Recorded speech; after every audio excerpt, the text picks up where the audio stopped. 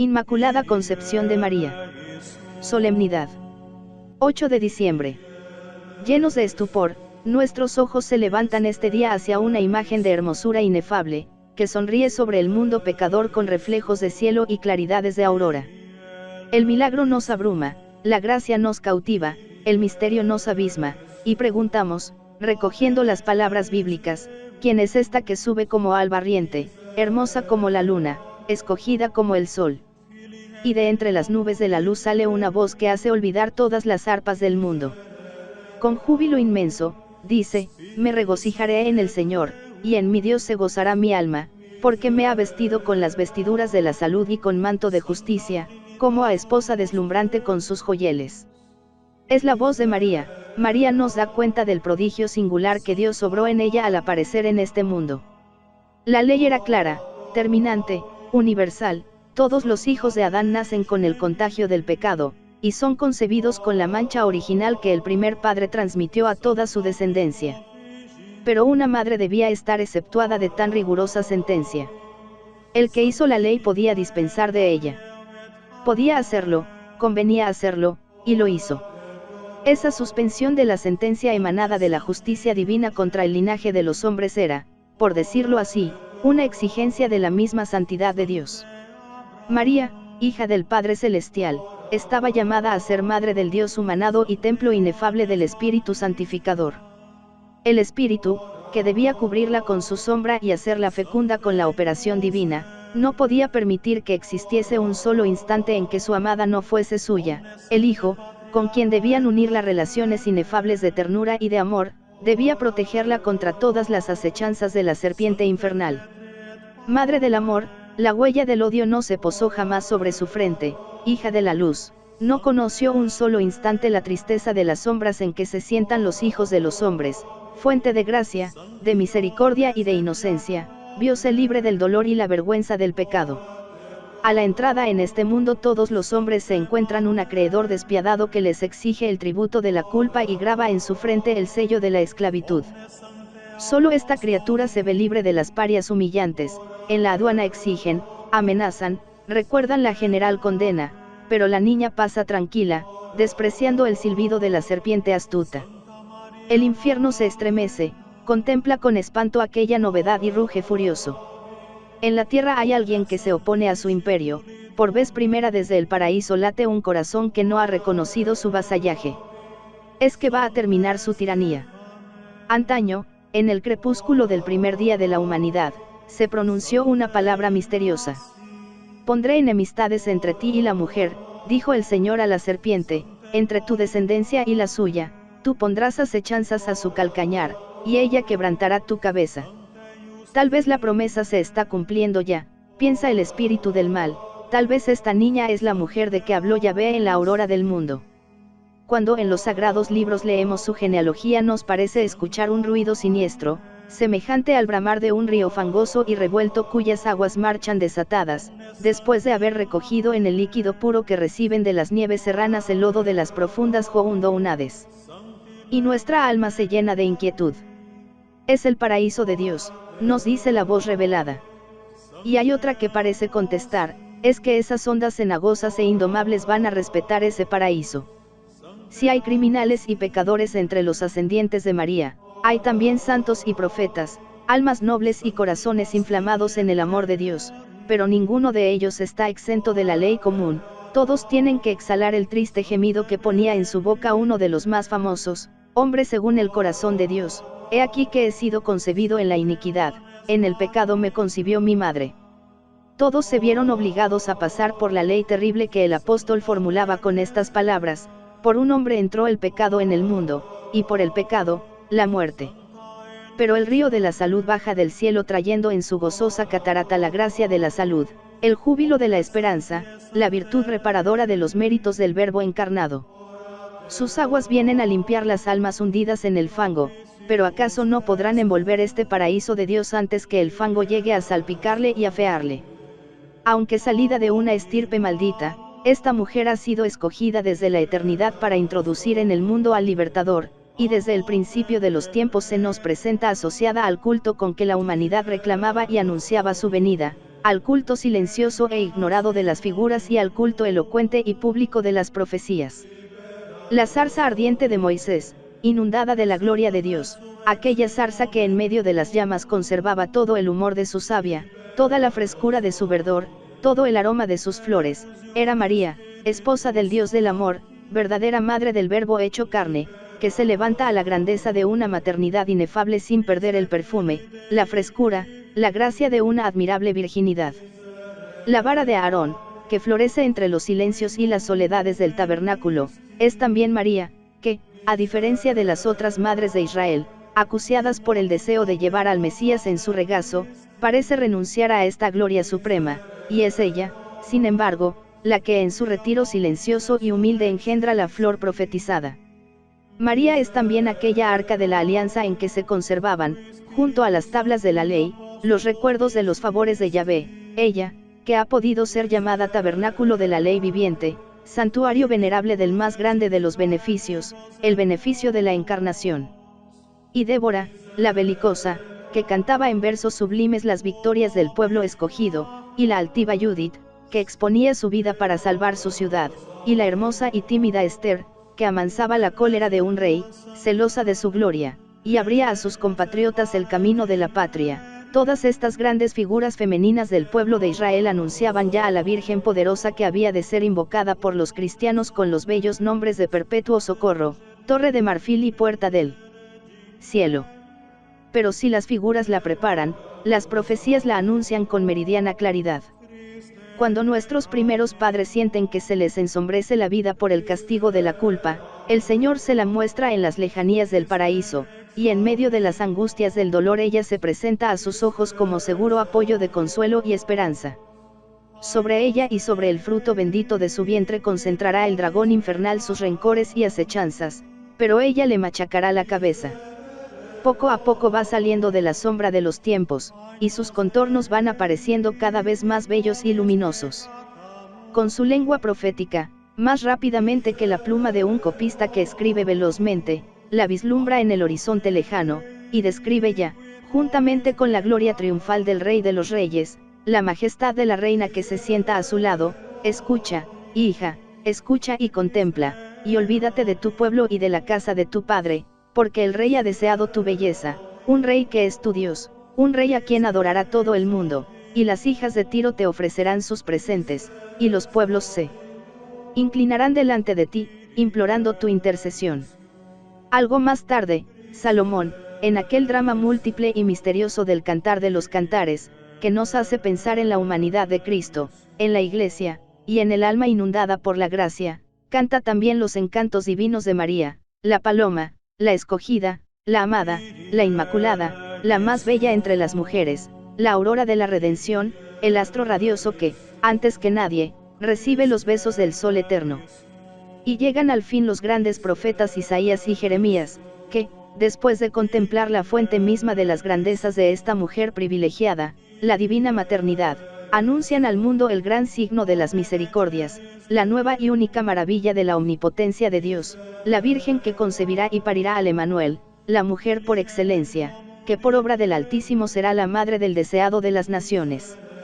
Este culto de las figuras y las profecías no es más que el comienzo de las alabanzas y bendiciones de la humanidad rescatada por Cristo, a las que seguirán los cánticos eternos de los ángeles y los bienaventurados en el cielo.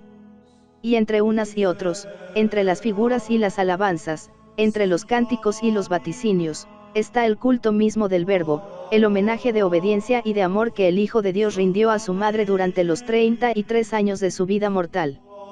Pero esta cadena admirable, cuyos dos extremos se pierden en el seno de la divinidad, quedaría rota si la Virgen, que es objeto de tan prodigiosa glorificación, hubiera estado sujeta a la maldición general del género humano.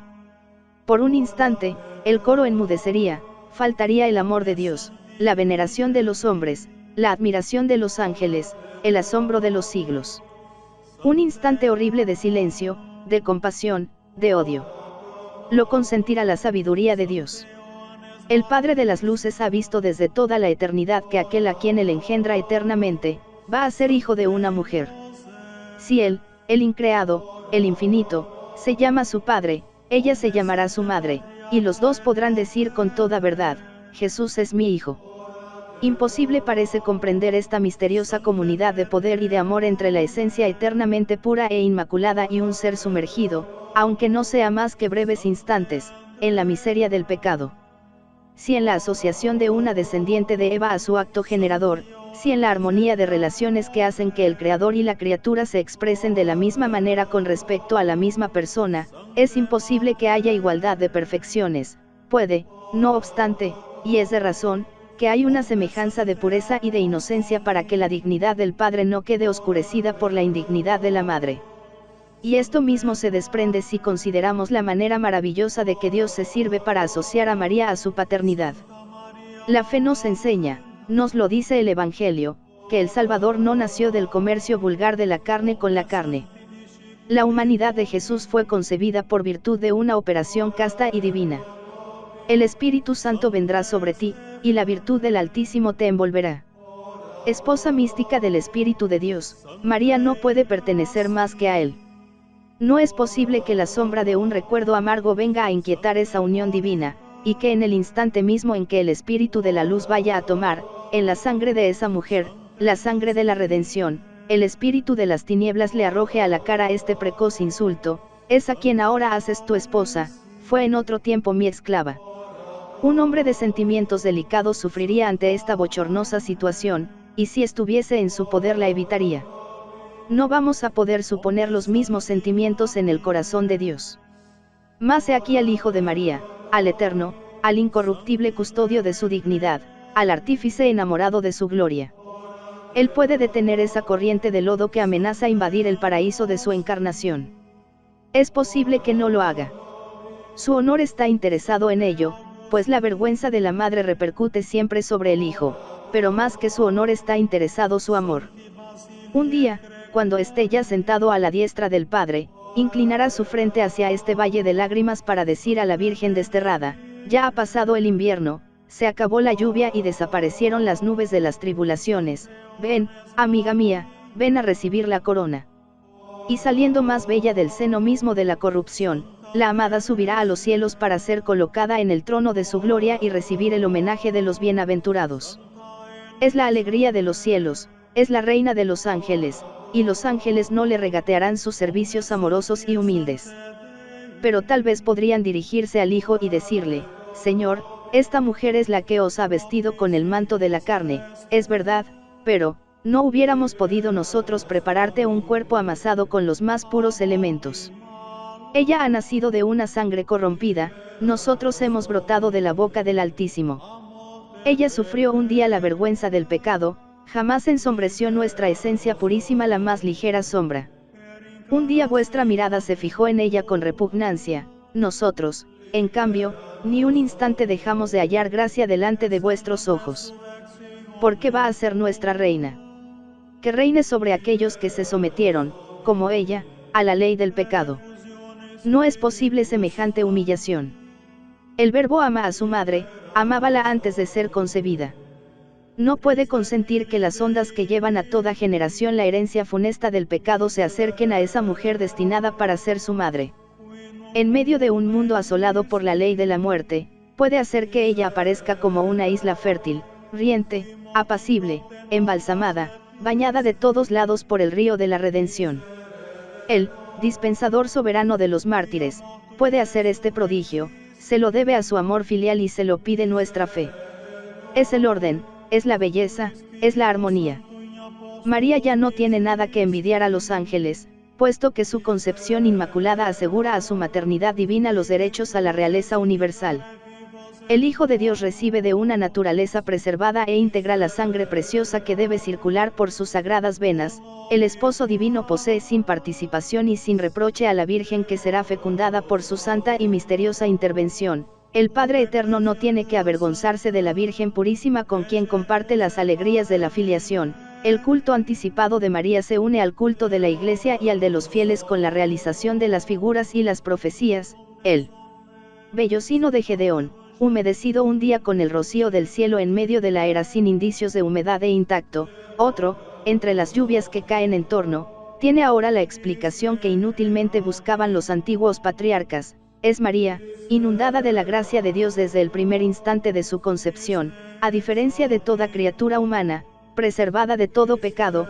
Cuando todo en torno suyo se agita en el pecado, ella es la amada del Cantar de los Cantares, la toda hermosa, la sin mancha, el jardín cercado, la fuente sellada, la aurora circundada de oro y de luz, que se levanta en medio de las delicias de la gracia, bella como la luna, escogida como el sol, terrible para el infierno, acostumbrado a hacer sentir el peso de su planta sobre todo hombre que llega a este mundo, como un ejército colocado en orden de batalla. Tenía razón el viejo teólogo, potuit, dequit, ergo fecit. Las especulaciones de la teología han sido definitivamente confirmadas por la voz infalible de la Iglesia. Ya no hay duda posible para un católico. El vicario de Cristo ha hablado y ha dicho, declaramos, pronunciamos y definimos que la doctrina que afirma que la bienaventurada Virgen María fue preservada y totalmente exenta de la mancha del pecado original desde el primer instante de su concepción por un privilegio y gracia singular de Dios omnipotente, y en vista de los méritos de Jesucristo, Salvador del género humano, es una doctrina revelada, y, por consiguiente, debe ser firme y constantemente creída por todos los fieles. Esta es la fe, esta es la tradición, este es el dogma. Ya no podemos temer que nos hayamos equivocado en las deducciones de nuestra pobre inteligencia. No hay nada absurdo. No se canonizan fábulas extravagantes y teorías contrarias a las leyes físicas de la vida. Lo único que la Iglesia nos enseña es que en el instante en que María fue una persona humana, por la infusión del alma racional recibió la eficacia de la redención, poseyendo así desde entonces una naturaleza inocente y llena de gracia, en vez de la naturaleza caída y pecadora que los demás heredan de sus progenitores.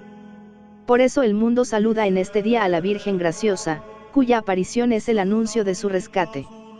Toda hermosa eres, oh María, y en ti no hay sombra de mancha.